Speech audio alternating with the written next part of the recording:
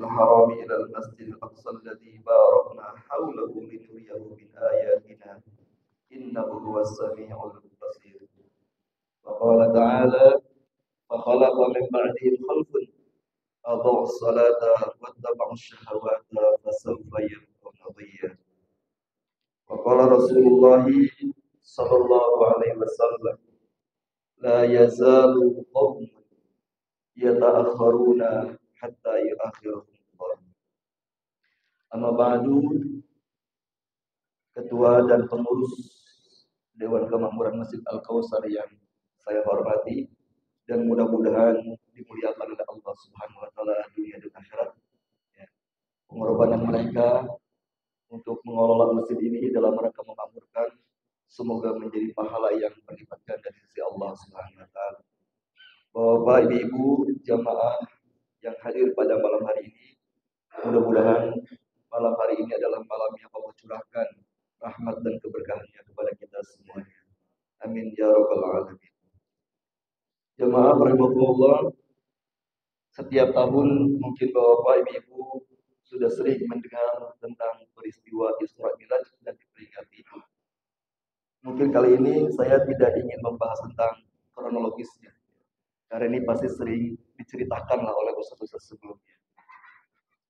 Tapi ingin sedikit sampaikan bahwa peristiwa Isra Mi'raj ini adalah peristiwa yang menunjukkan kepada kita cara atau upaya bagaimana kita menjadi orang yang sukses, bahagia, dan mulia. Jadi surat Al-Isra ayat pertama ini sedang menunjukkan, Allah sedang menunjukkan dengan peristiwa Isra Mi'raj ini bagaimana kita menjadi orang yang sukses, bahagia, dan mulia. Saya yakin Bapak Ibu ya, tidak ada satupun manusia di muka bumi ini yang tidak ingin bahagia. Pasti kita ingin bahagia. Di peristiwa Isra Mi'raj inilah Allah tunjukkan asbabul wurud. Sebab Nabi di Isra Mi'rajkan itu pertama-tama adalah karena Rasulullah SAW sedang dalam keadaan sedang berduka. Yang disebut dengan namanya tahun Amul Huzni, tahun duka cita. Dua orang backing dakwah beliau yang paling setia itu di tahun itu meninggal dunia. Pertama, istrinya yang tercinta yang sudah mengorbankan seluruh harta dan jiwanya untuk dakwah Rasulullah SAW. Yang kedua adalah pamannya Abu Thalib yang dia juga membackup, mendukung dan membela Rasulullah SAW dari intimidasi orang kafir. Dua orang yang paling setia mendukung dakwah Nabi ini, dua-duanya tahun yang sama meninggal dunia, sampai Rasulullah SAW sangat berduka cita. Sangat berduka cita. Akhirnya jamaah rahimahullah, Rasulullah ketika dua orang ini meninggal dunia mendapatkan intimidasi semakin keras. Mencoba Rasulullah mencari alternatif lain. Ini menunjukkan jamaah rahimahullah dalam dakwah itu tidak boleh ada putus asa. Harus ketemu alternatif. Gagal begini, cari cara yang lain. Rasulullah mencoba mencari alternatif lain, dakwah ke Taif. Ya, dakwah ke Taif, ya, berpikir bahwa Taif itu adalah suku Quraisy, satu suku dengan beliau, dengan Rasulullah SAW. Kalau di Mekah Nabi mendapatkan penolakan yang sangat keras, mudah-mudahan kata Nabi kalau aku dakwah di Taif, itu saudara kami mendapatkan sambutan. Berangkatlah Rasulullah SAW ke Taif ya, dalam rangka mendakwai saudara-saudaranya agar memeluk agama Islam. Masya Allah, jazakumullah, sesampai di Taif, Rasulullah mendapatkan sambutan yang luar biasa. Dengan celaan, hinaan, makian, bahkan lemparan batu dari anak-anak sampai Rasulullah berdarah-darah. Kemudian Rasulullah pulang ke Mekah. Setelah Rasulullah merasa lemah, mampir di sebuah kebun milik dua anak yatim. Lalu disitulah beliau mengadu kepada Allah Subhanahu wa taala. Dulu Pak, ketika pamannya menawarkan, memberikan solusi memberikan alternatif kepada Nabi Muhammad, orang-orang musyrik meminta kepada engkau untuk meninggalkan dakwah. Apa kata Rasulullah, Pak? Rasulullah mengatakan, wahai paman, sampaikan kepada mereka, demi Allah, jika matahari diletakkan di sebelah tangan kananku, bulan diletakkan di sebelah kiriku. Artinya saking panas dan beratnya dakwah ini, kalau mereka ingin meminta aku berhenti berdakwah, demi Allah aku tidak akan pernah meninggalkan dakwah. Itu kata Rasulullah, Pak. Tapi menariknya adalah pada saat Nabi pulang dari Taif dengan penolakan yang luar biasa, beliau mengeluh kepada Allah, Pak. Mengeluh. Apa kata Rasulullah, Pak? Berat ya Allah ternyata dakwah ini. Ya. Berat, tak sanggup lagi memikul beban dakwah ini. Kemudian Pak, tidak lama kemudian setelah Nabi mengeluh, di malam harinya Allah berangkatkan dengan peristiwa Isra Mi'raj. Ya. Isra artinya perjalanan malam dari Mekah, dari Masjidil Haram ke Masjidil Aqsa. Tujuan Allah memperjalankan Nabi dari Masjidil Haram ke Masjidil Aqsa adalah linuriyahu min ayatina, untuk memperlihatkan tanda-tanda kekuasaan Allah. Para ulama mengatakan, Pak, dalam perjalanan dari Masjid Haram ke Masjid Aqsa, Nabi itu diperlihatkan peristiwa masa lalu. Peristiwa manusia-manusia yang dibinasakan Allah, manusia-manusia yang dimuliakan Allah, manusia-manusia yang diazab Allah, semua Allah perlihatkan pada Rasulullah. Dari kisah Nabi Adam sampai kisah Nabi Isa, Allah perlihatkan kepada Rasulullah peristiwa masa lalu, peristiwa yang baik dan peristiwa yang buruk. Kemudian Mi'raj, Pak. Dari Masjidil Aqsa ke Sidratul Muntaha, Allah perlihatkan peristiwa yang akan datang sampai peristiwa akhirat. Allah perlihatkan kepada Rasulullah Muhammad, ini orang yang akan selamat dari neraka. Ini orang yang selamat dari siksa kubur. Ini orang yang akan dijauhkan dari kengerian padang mahsyar. Semua Allah perlihatkan, Pak. Dan sebaliknya juga, Rasulullah diperlihatkan ini Muhammad, orang-orang yang akan dimasukkan ke neraka. Ini orang-orang yang akan diazab. Ini orang-orang yang tidak bisa melewati jembatan Sirat. Itu diperlihatkan semuanya. Jadi jamaah Rasulullah, ketika Rasulullah Mi'raj itu diperlihatkan siapa orang yang bahagia di akhirat dan siapa orang yang sengsara di akhirat. Peristiwa tadi, Pak, peristiwa Isra, Nabi diperlihatkan peristiwa masa lalu, orang-orang yang dimuliakan dan orang-orang yang dihinakan Allah Subhanahu wa taala. Jadi sekali lagi jamaah Rasulullah, dari peristiwa Isra Mi'raj ini Allah ingin menunjukkan kepada kita melalui Rasulullah di Isra Mi'rajkan adalah bagaimana kita menjadi orang yang sukses, bahagia dan mulia. Sukses, bahagia dan mulia. Dan saya yakin jamaah Rasulullah, kita ingin menjadi orang yang sukses, ingin orang yang bahagia dan menjadi orang yang dimuliakan Allah di dunia dan di akhirat. Allah perlihatkan peristiwa dunia dan Allah juga perlihatkan peristiwa akhirat kepada Rasulullah SAW. Kita disuruh belajar, Pak, dari peristiwa ini. Maka Rasulullah SAW, Pak, menceritakan secara detail apa yang beliau lihat ketika Isra dan apa yang beliau lihat ketika Mi'raj, Pak.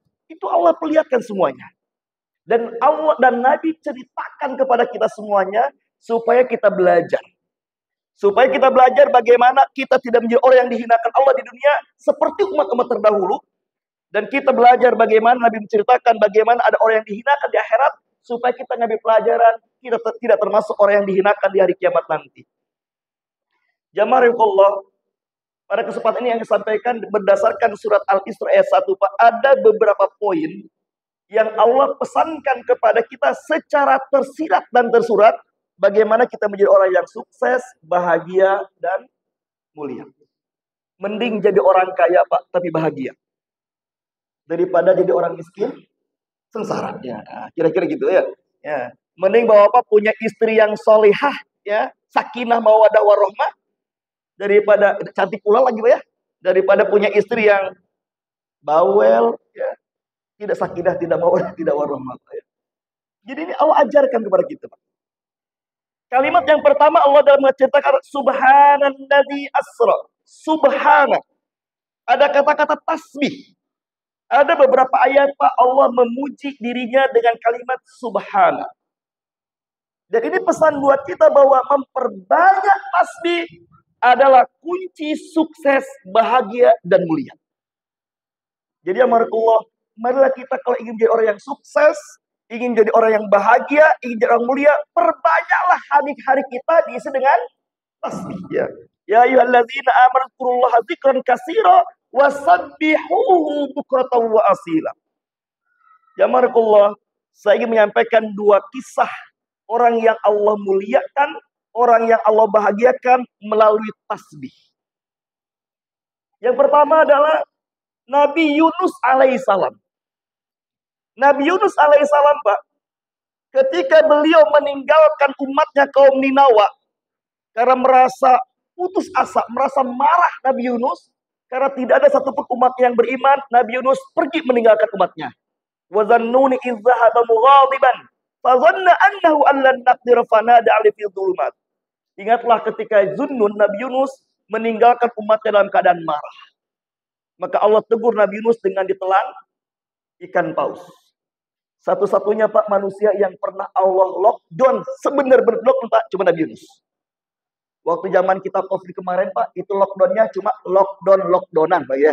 Nah, kita masih bisa WA-an, kita masih bisa GoFood, Pak, ya. Kita bisa masih... Nabi Yunus, Pak, ketika di lockdown betul-betul terputus komunikasi dengan dunia luar. Terputus dengan dunia luar. Apa yang terjadi, Pak? Nabi Yunus, Allah katakan, selalu berdoa kepada Allah dengan lafaz tasbih. La ilaha illa anta subhanaka inni kuntu minadh dhalimin. La ilaha illa. Terus Nabi Yunus memperbanyak ini. Yang menarik jamaah rahimakumullah, di dalam surat 21 Al-Anbiya ayat 8788, kalimat la ilaha illa anta subhanaka inni kuntu minadh dhalimin ini disebut dengan doa. Disebut dengan doa apa? Fanada fil dhulumati. Maka Yunus berdoa kepada Allah dalam kegelapan-kegelapan dengan kalimat la ilaha illa anta subhanaka inni kuntu minadh dhalimin. Persepsi sebagian kita, Pak, yang namanya doa pasti isinya bentuknya permintaan. Dalam kalimat ini, Pak, tidak ada satupun lafaz permintaan Nabi Yunus. La ilaha illa anta, tiada Tuhan kecuali Engkau. Subhanaka, maha suci Engkau, inni kuntu minadh dhalimin, sesungguhnya aku termasuk orang-orang yang zalim. Apa yang terjadi, Pak? Yang terjadi Allah katakan di dalam surat 37 surat As-Saffat ayat 143 144, Allah mengatakan falaula annahu kana minal musabbihin la labisa fi batnihi ila yaumi yub'atsun. Andai saja Yunus selama dalam perut ikan tidak memperbanyak membaca tasbih. Tadi, Pak, kalimat yang diucapkan Nabi Yunus tadi di dalam surat 21 Allah katakan itu doa. Tapi dalam surat 37 Allah katakan kalimat yang diucapkan Nabi Yunus adalah tasbih. Kata Allah, seandainya Yunus selama dalam perut ikan tidak memperbanyak membaca tasbih, lalabisa fi batnihi ila yaumi yub'atsun. Maka Yunus akan tetap Allah biarkan di dalam perut ikan sampai hari berbangkit. Masya Allah, Pak. Artinya Allah katakan, Yunus Allah keluarkan dari perut ikan karena beliau memperbanyak tasbih. Dalam ayat yang lain, karena Yunus berdoa kepada Allah.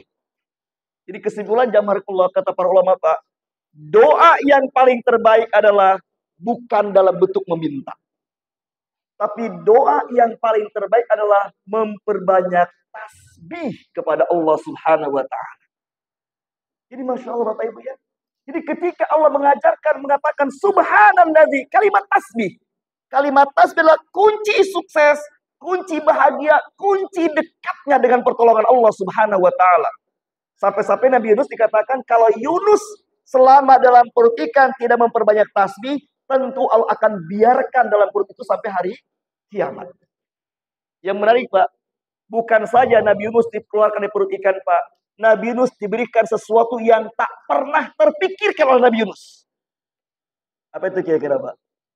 Nabi Yunus, Pak, permintaannya, keinginannya dikeluarkan dari perut ikan, kembali kepada umatnya untuk berdakwah.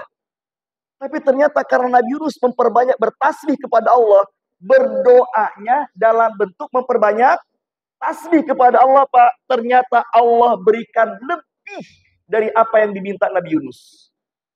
Jadi kesimpulannya, Pak, kalau kita punya keinginan, Pak, tidak cukup bentuk doanya dalam bentuk meminta saja. Tapi perbanyaklah doa dalam bentuk bertasbih kepada Allah Subhanahu wa ta'ala. Apa yang terjadi, Pak, kepada Nabi Yunus, Pak? Nabi Yunus Allah keluarkan dari perut ikan, Pak, itu tidak di tengah laut. Dicaplok ikannya di tengah laut. Pas begitu ikan memuntahkannya, Pak, tidak di tengah laut. Kebayang dong, Pak, kalau Nabi Yunus dimuntahkan di tengah laut, apa kira-kira yang terjadi, Pak? Ya, yang terjadi kemungkinan, Pak, kemungkinan ditelan ikan lain atau Nabi Yunus meninggal dunia karena kedinginan dan kecapean untuk berenang. Tapi Masya Allah, Pak, itu Nabi Yunus dimuntahkannya di pinggir pantai. Yang namanya ikan paus, Pak, ikan besar, tidak mungkin hidup di pinggir pantai, kecuali terdampar. Ini, Pak, dia tahu akan memuntahkan hamba Allah, maka ikannya ke pinggir pantai dulu, Pak. Yang menarik lagi, Pak, ketika Nabi Yunus dimuntahkan di pinggir pantai, Pak, bukan di pantai Parangtritis, Pak. Nah, apalagi Pelabuhan Ratu, bukan, Pak. Ya, bukan, Pak, ya. Nah, di mana, Pak? Di tempat Nabi Yunus naik kapal tersebut. Dikembalikan oleh Allah dengan cara ikannya muntahnya di tempat Nabi Yunus naik kapal itu, Pak. Pertanyaan saya, Pak, Nabi Yunus minta nggak selama dalam perut ikan? Nabi Yunus minta nggak, Pak? Enggak. Yang beliau minta cuma keluarkan dari perut ikan karena mau kembali kepada umatnya. Nabi Yunus tidak pernah membayangkan akan dikembalikan di situ. Bisa bawa Bapak Ibu bisa kebayang kalau Nabi Yunus dimuntahkannya di Pelabuhan Ratu. Kira-kira, Pak, untuk kembali ke umatnya kira-kira bisa nyasar-nyasar tuh, Pak, ya. Nah, dulu kan belum ada Google Map, ya, belum ada Waze, kira-kira, Pak, ya. Jadi Nabi Yunus dimuntahkan situ. Allah katakan kalimat berikutnya dalam surat ke-37 tadi, Pak. Nabi Yunus pingsan, begitu Nabi Yunus siuman, Allah sudah siapkan makanan. Masya Allah. Nabi Yunus, Pak, disiapkan kata Allah sejenis buah. Buahnya kira-kira seperti melon. Ya, buahnya kira-kira seperti melon, Pak. Ya. Nabi Yunus begitu siuman, Allah siapkan makanan. Kurang lebih 6 bulan Nabi Yunus dalam perut ikan, Pak, tidak makan, tidak minum. Begitu dia dikeluarkan pingsan karena kelelahan, kehabisan tenaga. Begitu siuman, Allah siapkan buah semacam melon. Ini bukan iklan melon, Pak, ya. Makanya, Pak, salah satu makanan buah yang paling terbaik adalah buah yang sering dikonsumsi Nabi adalah selain kurma, tin dan zaitun, Pak, adalah semangka dan melon. Ya. Nabi Yunus, Pak, memakan itu. Makanya para ilmuwan, para orang kesehatan mengatakan sarapan yang paling terbaik adalah buah. Ya. Makanya, Pak, kalau pengen sehat, Pak, sarapan terbaik buah. Kalau saya biasanya buahnya buah padi, Pak, ya. Nah, sarapan terbaik. Nah, kalau nggak padi nggak dendang, soalnya banyak nggak dendang. Buah padi. Setelah itu, Pak, Nabi Yunus kembali kepada umatnya, Pak. Kepada umatnya, Pak. Masya Allah.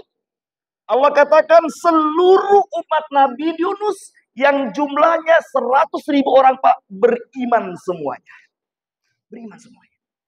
Selama dalam perut ikan, Pak, Nabi Yunus tidak pernah membayangkan itu.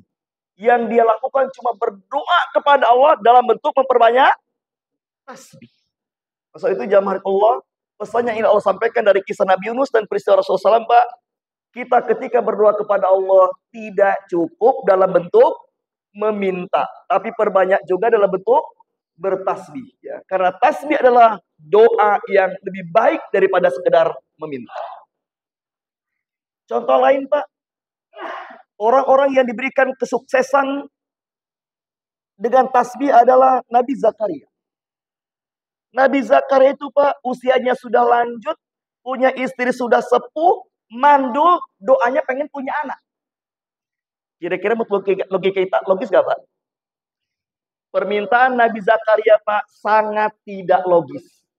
Tapi boleh gak kita minta sama Allah sesuatu yang gak logis, Pak? Boleh. Ya.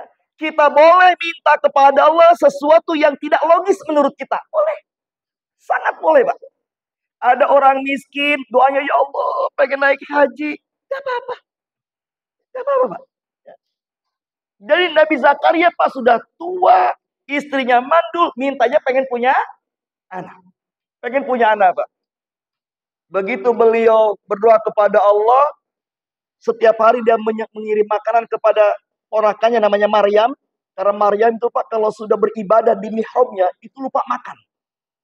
Ini Nabi Zakaria membawa makanan. Tapi yang menarik adalah, setiap Nabi Zakaria ingin memberi makan kepada Maryam, sudah ada makanan. Kata Nabi Zakaria, wahai Maryam, ini dari mana makanan? Dari Allah. Apa kata Zakaria? Kesimpulan Nabi Zakaria mengatakan, ini tempat berkah. Ini tempat yang sangat mulia. Makanya Pak, Nabi Zakaria pinjem ke Maryam. Wahai Maryam, boleh gak Om pinjem mihrabmu untuk berdoa kepada Allah? Kira-kira begitulah Pak ya. Akhirnya Pak, Nabi Zakaria pinjem mihrabnya Maryam, lalu berdoa kepada Allah Subhanahu wa taala. Kali itu Pak, doanya langsung dikabulkan Allah. Berpuluh-puluh tahun Nabi Zakaria berdoa pengen punya anak, belum Allah kabulkan. Sekali berdoa di mihrabnya Maryam, langsung Allah kabulkan. Sampai Nabi Zakaria Pak kaget sendiri Pak. Kaget sendiri. Serius Allah berkabulkan doanya, doa aku ini? Iya. Kali ini doamu dikabulkan, istrimu bakal hamil. Masya Allah Pak, istri Nabi Zakaria Pak sudah umur yang sangat sepuh, di atas 90 tahun umurnya. Ada ibu-ibu di sini yang 90 tahun Pak? Belum, masih bisa hamil kalau begitu insya Allah ya. Insya Allah ya, masih bisa hamil insya Allah ya. Menariknya Pak, apa kata Nabi Zakaria? Ya Allah, apa tandanya istriku akan hamil? Kalau bahasa kita, ya Allah, apa yang harus aku lakukan kalau betul-betul istriku akan hamil? Masya Allah Pak, ketika Nabi Zakaria bertanya, apa yang harus aku lakukan? Allah tidak mengatakan, wahai Zakaria, rajin-rajinlah makan togek kalian berdua biar subur. Nggak ada kalimat itu Pak. Nggak ada Pak. Ya. Atau sering-sering berobat, sering-sering olahraga. Enggak Pak. Tapi Allah katakan, wahai Zakaria, jangan bicara selama 3 hari 3 malam. Kemudian perbanyaklah berzikir pada Allah dan bertasbihlah pagi dan petang. Bayangkan Pak, ketika Nabi Zakaria bertanya, gimana caranya Allah biar istriku hamil? Kata Allah, engkau jangan banyak bicara, puasa bicara, selebihnya ganti dengan memperbanyak tasbih kepada Allah. Masya Allah Pak, begitu Nabi Zakaria memperbanyak tasbih Pak, istrinya hamil. Selama kehamilan Pak, terus Nabi Zakaria istrinya memperbanyak tasbih kepada Allah Subhanahu wa taala. Apa yang terjadi Pak? Ternyata Nabi Zakaria Pak diberikan putra, menjadi manusia anak terbaik di muka bumi ini. Jadi kalau Bapak ingin melihat tipe anak yang paling terbaik di muka bumi inilah putranya Nabi Zakaria. Namanya Yahya. Namanya Yahya Pak. Allah jelaskan dalam surah 19 ayat 12 sampai 15 Pak. Allah katakan Nabi Yahya itu Pak menjadi anak yang super cerdas di usia sebelum balik. Masya Allah Pak, dalam tafsir dikatakan Nabi Yahya itu Pak, itu dia bukan saja hafal Taurat, tapi bisa menguasai isi kitab Taurat dengan sempurna. Di usia sebelum 10 tahun. Super cerdas. Nabi Zakaria Pak gak pernah minta sama Allah pengen punya anak yang cerdas. Gak pernah minta. Cuma minta sama Allah pengen punya anak yang baik. Yang kedua Nabi Zakaria Pak menjadi anak yang sangat lemah lembut. Anak yang tak pernah durhaka pada orang tuanya. Anak yang tak pernah bermaksiat. Anak yang penuh dengan kasih sayang. Anak yang sangat bertakwa kepada Allah Subhanahu wa taala. Itu Allah sebutkan Pak, nanti silakan Bapak Ibu cek di dalam surat 19 ayat 12 sampai 15. Itu tipe anak yang paling terbaik. Itu Nabi Yahya. Dan mereka Pak, Allah katakan, Allah berikan kepada Zakaria putra terbaik berkat kekuatan tasbih kedua orang tua. Maka jamaahullah, pesan saya dari kisah Isra Mi'raj ini Pak, Allah memulai dengan kalimat subhana, maka perbanyaklah bertasbih. Semoga dengan tasbih yang sering kita lakukan, Allah bantu setiap urusan kita dan Allah soleh dan solehkan anak keturunan kita. Insya Allah Pak. Ya. Orang tua dulu Pak nggak pernah ikut parenting. Orang tua dulu nggak pernah ikut parenting Pak, tapi anaknya soleh dan soleha. Orang tua sekarang rajin ikut parenting. Anaknya begitu-begitu aja Pak. Jadi kesolehan seorang anak Pak sangat tergantung dari kekuatan ibadah orang tuanya, terutama kekuatan lisannya memperbanyak berzikir kepada Allah Subhanahu wa taala. Ini jamaahullah, inilah cara pertama yang Allah ajarkan melalui Isra Mi'raj. Kalau kita ingin orang sukses, bahagia dan mulia, dimudahkan oleh Allah segala urusan, maka perbanyaklah bertasbih kepada Allah Subhanahu wa taala. Yang kedua Allah katakan minal masjidil harami ilal masjidil aqsa. Cara yang kedua adalah agar kita menjadi orang yang sukses, bahagia, mulia, selalu ditolong Allah adalah dengan menghidupkan masjid. Memakmurkan masjid. Sampai-sampai Nabi mengatakan Pak ya, Sampai-sampai Nabi mengatakan, Pak, ya, orang-orang, Allah mengatakan dalam surat ke-9, orang-orang yang selalu memakmurkan masjid di dunia ini, innama ya'muru masajidallah. Orang-orang yang selalu memakmurkan masjid. Salah satu ciri orang yang memakmurkan masjid adalah, Pak, para ulama mengatakan di antara ciri orang yang memakmurkan masjid adalah setelah sholat zuhur, dia sudah berniat nanti asar akan ke sini lagi. Ya. Jadi Pak, orang yang memakmurkan masjid itu adalah selesai mengerjakan sholat wajib, dia sudah berniat nanti sholat berikutnya akan di masjid lagi. Ya. Jadi gak berpikir nih, zuhur ke masjid, asar gimana? Ah, aku mangke gitu ya. Gimana nanti aja. Tidak, Pak. Orang yang memakmurkan masjid adalah setelah selesai sholat 5 waktu, hari ini misalkan sholat isya, Pak, dia sudah berniat besok subuh mau ke masjid lagi. Itu orang yang memakmurkan masjid, Pak. Apa kata Allah, Pak? Orang yang memakmurkan masjid, Allah berikan 2 garansi. La khaufun alaihim walahum yahzanun. Tidak ada terhingga penyakit ketakutan dalam hidupnya. Walahum yahzanun, dan tidak pernah akan dihinggapi penyakit kesedihan. Jadi jamaah kalau kita ini sering banyak ketakutan, maaf Bapak Ibu ya, orang semakin kaya, semakin tinggi nilai dunianya yang dia miliki, maka ketakutannya makin besar. Ya. Saya yakin Pak, kalau ketua DKM tidak takut kehilangan jabatan, Pak Bubri ya. Nah, insya Allah Pak Budin nggak takut kehilangan jabatan, Pak. Insya Allah Pak ya. Karena terbiasa memakmurkan masjid. Tapi kira-kira kalau pejabat di luar gimana Pak? Kira-kira Pak? Dari mulai camat, bupati sampai presiden, kira-kira ada nggak kekhawatiran kehilangan jabatan Pak? Sangat mungkin. Sangat mungkin Pak. Maka kata Allah, orang-orang yang selalu memakmurkan masjid Pak, maka diberikan garansi tidak ada ketakutan dalam hidupnya. Punya anak 10, nggak takut Pak, insya Allah. Ya. Saya berpikir Pak ya, saya sekarang sering merenung Pak. Saya sering sekali merenung Pak. Bapak ibu saya punya anak 14. 14 Pak. Saya anak ke-14. Anak terakhir Pak, saya bungsu. Ya. Kakak saya yang paling tua umurnya sudah 70 lebih umurnya. Paling tua masih ada, alhamdulillah. Ya. Itu Masya Allah Pak. Saya berpikir, bapak ibu saya, anaknya 14, SD pun nggak lulus sekolahnya. Bapak saya cuma seorang petani, dulunya pedagang, beralih proses menjadi petani. Tapi Masya Allah, ke-14 anaknya Pak, bisa dikasih makan. Dan hebatnya Pak, rumahnya besar. Rumahnya besar Pak. Setelah bapak ibu saya meninggal, Pak, itu rumah waris orang tua saya, Pak, saya bagi jadi 4 rumah dan gede-gede. Gede-gede, Pak. Saya berpikir, saya disekolahkan, dikuliahkan. Anak nggak nyampe 14. Sampai hari ini, Pak, rumah aja belum punya. Masih ngontrak, Pak. Ya. Ibu saya, bapak saya, anak 14, rumahnya gede. Saya disekolahkan, dikuliahkan, anak nggak banyak, tapi tidak ada apa nih. Mohon maaf Pak ya, orang sekarang kan Pak ya, suami istri kerja, anak cuma 2, rumah kecil, nyicil, nggak ada halaman. Orang tua dulu yang kerja cuma bapaknya, ya, ibunya ibu rumah tangga, tapi ternyata anaknya banyak dan rumahnya besar, nggak nyicil lagi Pak. Ada apa ini Pak? Jangan-jangan orang tua dulu adalah mereka orang-orang yang terbiasa menghidupkan masjid. Saya ingat banget Pak, orang tua dulu Pak ya, sebelum maghrib sudah pada di masjid. Ya, salawatan tuh Pak ya. Saya waktu kecil masih ingat tuh Pak ya, mereka salawatan dan istaghfiru rabbakum innahu kana ghafara. Itu saya masih terngiang Pak, waktu saya SD, itu kakek-kakek orang tua itu di masjid aja kumpul Pak. Dan mereka di kampung saya Pak, dulu orang tua Pak, nggak pulang kalau belum isya. Nggak pulang kalau belum isya. Mungkin ini keberkahan hidup mereka. Maka Allah katakan minal masjidil harami ilal masjidil aqsa. Ya. Minal masjidil harami ilal masjidil aqsa. Intinya adalah Pak, mari kita memakmurkan masjid.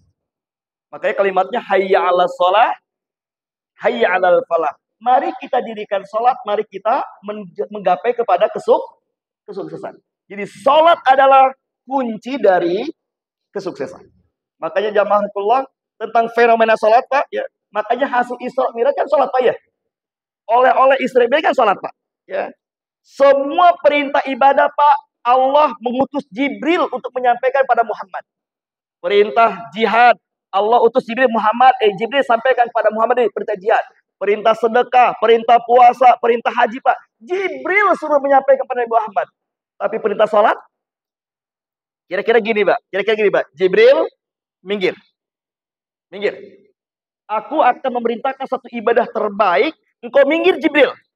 Muhammadnya ku panggil ke langit. Kira-kira gitu, Pak. Nabi diangkat ke langit, Pak. Ini saking mulianya ibadah sholat. Cuma di Quran, Pak, sholat ini ada dua. Allah katakan yang pertama, qad aflahal mu'minun alladzina hum fi sholatihim khosyi'un. Sungguh beruntung, sungguh bahagia orang-orang yang beriman, itu yang khusyuk dalam sholatnya. Tapi ada orang Allah katakan, fawailul lil musallin. Celakalah orang yang sholat. Nah kita, Pak, memahami peristiwa Isra Mi'raj dengan oleh-oleh sholat tadi, Pak. Kita mau masuk kelompok yang aflaha, yang beruntung, sukses, atau mau termasuk kelompok yang sahun. Fawailun, orang-orang yang celaka. Jamarakallah, sedikit sebagai kesimpulan, Pak. Sholat adalah kunci dari segala kebahagiaan hidup dunia dan akhirat. Jamarakallah, Allah katakan fawailul lil musallin alladzina hum an sholatihim sahun. Siapakah orang-orang yang celaka? Jamarakallah, celaka yang dimaksud adalah bukan celaka di akhirat saja. Orang-orang yang sholat saja, Pak, celaka di dunia, celaka di akhirat.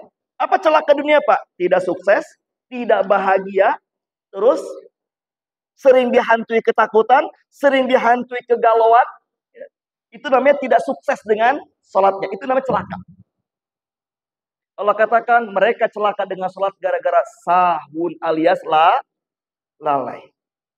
Dalam kesempatan ini, Pak, ingin saya sampaikan dua bentuk kelalaian yang membuat hidup kita tidak bahagia. Kita sholat, tapi hidup tidak bahagia. Kita sholat, tapi hidup kita banyak masalah. Kita sholat, tapi masalah tak pernah berhenti. Padahal Allah katakan, wasta'inu bisobri wassalah. Minta tolonglah kepada Allah dengan sabar dan sholat. Jadi sholat adalah media mengundang segala pertolongan Allah. Kita butuh apa sama Allah, Pak? Lewat sholat. Butuh apapun kita kepada Allah lewat sholat. Dan bagi Allah tidak ada yang susah untuk menyelesaikan masalah kita. Tapi Allah katakan ada orang yang sholat tapi celaka. Karena Allah katakan lalai sholat. Yang pertama, jamaah, Pak, yang dimaksud lalai dalam sholat adalah, Pak, lalai dari segi waktu. Lalai dari segi waktu. Azan zuhur jam 12, sholat zuhur jam 2. Kadang-kadang, Pak, ada orang mengatakan, perasaan waktu cepat banget ya. Baru aja zuhur, udah asar. Baru sholat zuhur sudah asar. Ya iyalah, sholat zuhurnya 2:30 dia, Pak. Asar jam 3. Itu namanya lalai segi waktu, Pak. Saya bacakan satu hadis, Pak. Ini menarik, Pak, ya. Saya bacakan satu hadis, Pak. Ya, tentang orang-orang yang terbiasa menunda-nunda sholat. Hadis riwayat Muslim nomor 438. An Abi Sa'id Al-Khudri anna Rasulullah sallallahu alaihi wasallam qala, ra'a fi ashabi ta'akhuran. Kata Abi Sa'id Al-Khudri, Rasulullah beberapa kali melihat beberapa sahabatnya sholatnya masbuk. Kalau masbuk, awal waktu atau tidak, Pak? Awal waktu. Masih berjamaah di masjid, ya. Jadi dia tetap berjamaah di masjid, tapi masbuk. Namanya ashabul masbuk, ya. The gang of masbuk, ya. Tipe-tipe orang yang mungkin masbuk itu karena qomat baru pulang baru berangkat dari masjid, Pak, ya. Ya, udah qomat baru berangkat di masjid. Ya, ketinggalan serakaat, Pak. Kata Abu Sa'id Al-Khudri, Nabi melihat beberapa sahabat terbiasa masbuk sholatnya. Faqala lahum, lalu Nabi berkata kepada mereka, taqaddamu fa'tamu bi wal yatamma bikum man ba'dakum. Kata Nabi, kalian hai sahabat, kalau sholat sempurnalah bermakmum kepadaku. Maksudnya jangan masbuk. Karena ke depan, setelah aku meninggal dunia, kalian semua bakal jadi pemimpin, bakal jadi imam sholat untuk kaum kalian. Jamarakallah. Ini ancaman Rasulullah, Pak, kepada mereka yang terbiasa masbuk dalam sholatnya. Ini Ancamannya kepada yang terbiasa masbuk, Pak. Sekali lagi, kalau masbuk berarti dia masih sholat di masjid dan masih berjamaah. Bagaimana ancaman Rasul kepada mereka yang nggak ke masjid dan terbiasa di akhir-akhir kan waktunya? Apa kata Rasulullah, Pak? La yazalu qaumun yata'akharuna hatta yuakhirahumullah. Apa kata Rasulullah, Pak?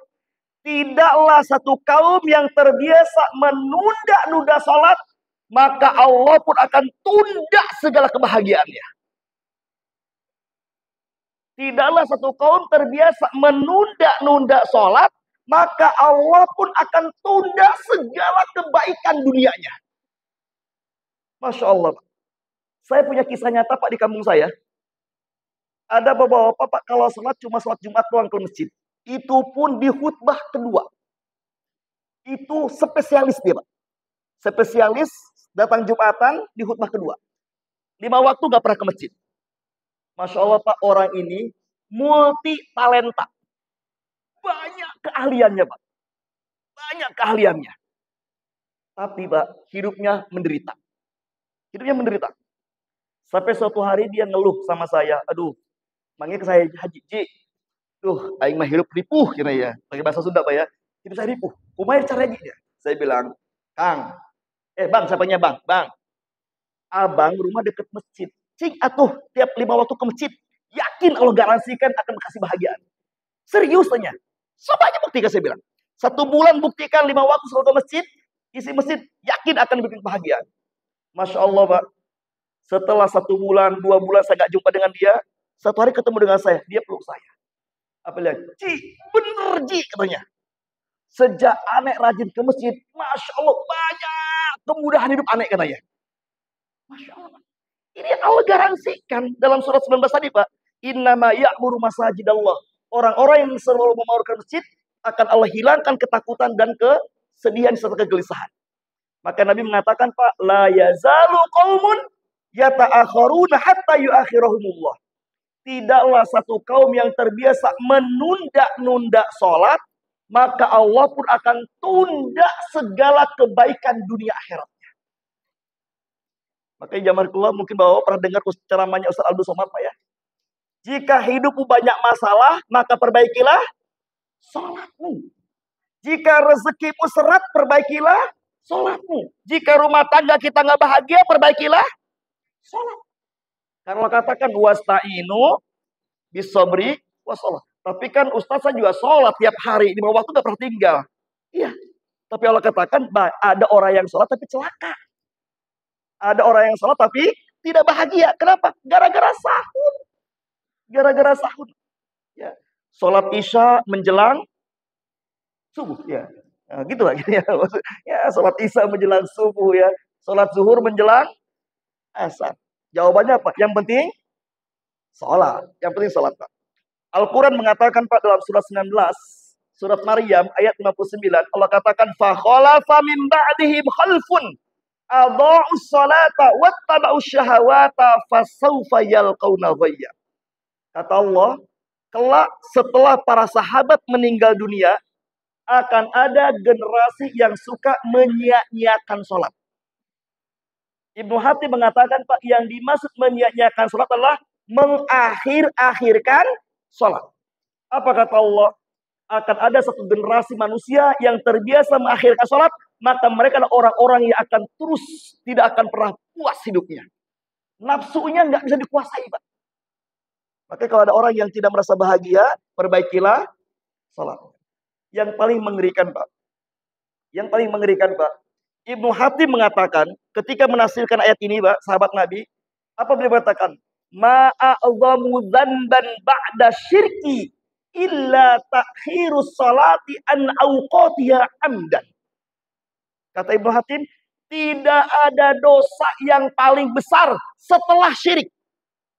Dosa yang paling besar adalah syirik. Kata Ibnu Hatim, tidak ada dosa yang paling besar setelah syirik kecuali menunda-nunda, mengakhir-akhirkan sholat dengan sengaja. Subhanallah, Pak. Jadi jangan pernah berkata yang penting sholat, Pak. Yang penting sholat. Ternyata kata Ibnu Hatim, Pak, dosa terbesar setelah syirik adalah mengakhir-akhirkan sholat dengan sengaja. Makanya jamarkullah, ketika Allah mengatakan kalau ingin bahagia, sukses, gembira, terus mulia, dibantu Allah, Allah katakan minal masjidil harami ilal masjid aqsa. Bagi bapak-bapak, mari kita makmurkan masjid. Yakinlah orang-orang yang cinta masjid, memakmurkan masjid, mereka adalah orang-orang yang tidak pernah hidupnya merasa gelisah. Insya Allah. Insya Allah. Kalau tidak percaya Pak, nanti uang kembali ya. Tagih sama Allah nanti di hari kiamat ya. Kira-kira demikian Pak ya. Ini Pak namanya lalai yang pertama, sholat adalah dari segi waktu. Makanya Allah katakan qad aflahal mu'minun alladzina hum fi sholatihim khashi'un. Orang yang aflah, orang yang sukses adalah orang-orang yang khusyuk dalam sholatnya. Insya Allah Pak, kalau kita sholat berjamaah Pak, ya, kalau sholat berjamaah Pak, insya Allah diterima oleh Allah. Insya Allah. Ya, kenapa demikian? Karena akan saling membackup. Misalkan si fulan rukunya tidak sempurna, maka tercover sama orang yang sempurna rukunya. Si fulan sujudnya lalai. Bapak mau apa? Pernah kalau sholat lalai Pak? Pernah gak kalau sholat lalai Pak? Lagi sholat pikirin kemana-mana, pernah Pak? Kira-kira ketika Bapak sujud subhana rabbiyal a'la wa bihamdi, tapi pikirin kemana-mana, ada pahalanya nggak Pak tuh Pak? Nggak ada pahalanya. Tapi kalau saat berjamaah Pak, walaupun kita lalai Pak, pasti di antara orang yang berjamaah ada yang tidak lalai pada saat sujud Pak. Maka itu menjadi pahala buat semuanya. Masya Allah Pak. Ini saling membackup kalau sholat berjamaah. Tapi kalau saya sendirian, dari takbir sampai salam Pak, pikirin kemana-mana. Lagi sholat semua teringat. Lagi sholat semua teringat. Yang nggak teringat cuma satu Pak. Apa itu Pak? Rokaat sholatnya. Ya. Lagi sholat semua teringat. Yang gak teringat sholatnya sendiri. Begitu sujud lama. Ya. Kata istrinya, si bapak ini hebat sholat tak sujud ini lama. Ini khusyuk ya. Tapi lain khusyuk Pak, bingung. Rokaat kabaraha gitu ya. Gak berani bangun ya. Rokaatnya berapa ini? Nah, itu Pak. Jadi kalau sholat sendirian Pak, sangat mungkin kita tidak dapat apa-apa di sholat kita. Tapi kalau berjamaah Pak, yakin sholat kita diterima oleh Allah Subhanahu Wa Taala. Karena saling mengcover. Itulah kenapa orang yang sholat di masjid berjamaah Pak diberikan garansi kebahagiaan oleh Allah. Karena sholatnya pasti diterima oleh Allah. Sekali lagi jamarkullah ya.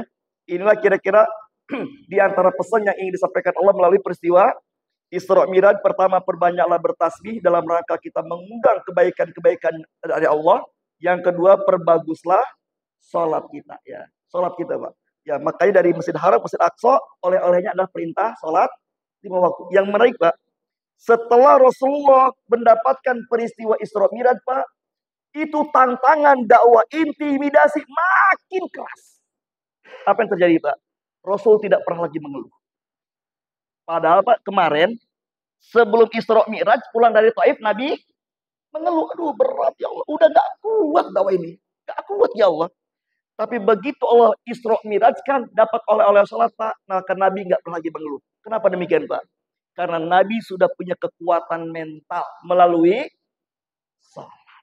Ya. Termasuk ibu-ibu ya, ibu-ibu yang gampang baperan Bu, gampang kesinggung, ya, gampang kecewa. Nah itu perbaikilah sholatnya. Insya Allah orang yang diperbaiki sholat akan Allah perbaiki segala urusannya. Insya Allah. Maksud itu jamarkullah. Ini kira-kira 2 hal yang ingin sampaikan pada kesempatan malam ini tentang peristiwa Isra Mi'raj. Ada 2 kunci kita bahagia sukses. Pertama, perbanyaklah bertasbih kepada Allah Subhanahu Wa Taala. Yang kedua, perbaguslah sholat kita. Insya Allah Allah akan berikan kebahagiaan. Jangan pernah lagi berpikir sekarang yang penting saya sholat. Tidak Pak, karena ada ayat fawailul lil musallin, celaka orang-orang sholat Pak. Yang sholat aja celaka, apalagi ya tidak sholat. Jadi nggak ada prinsip orang beriman yang penting sholat, nggak ada Pak. Saya harus khusyuk sholat saya. Yang paling gampang biar khusyuk sholatnya Pak, berjamaah di masjid saling mengcover insya Allah. Saya doakan mudah-mudahan jamaah Masjid Al-Kautsar menjadi jamaah yang terus memperbanyak zikir kepada Allah Subhanahu Wa Taala. Jamaah Al-Kautsar menjadi jamaah yang selalu memakmurkan masjid, memperbaiki sholatnya. Yakinlah maka Allah pun akan perbaiki kehidupan dunia dan kehidupan akhirat kita. Amin ya rabbal alamin. Hadanallahu wa iyyakum ajmain. Mohon maaf atas segala kekurangannya. Sebagai akhir dari tausiah ini, mari kita sama-sama berdoa kepada Allah Subhanahu Wa Taala. Mudah-mudahan doa di malam hari ini di tempat yang mulia ini Allah kabulkan doa-doa kita. Allahumma shalli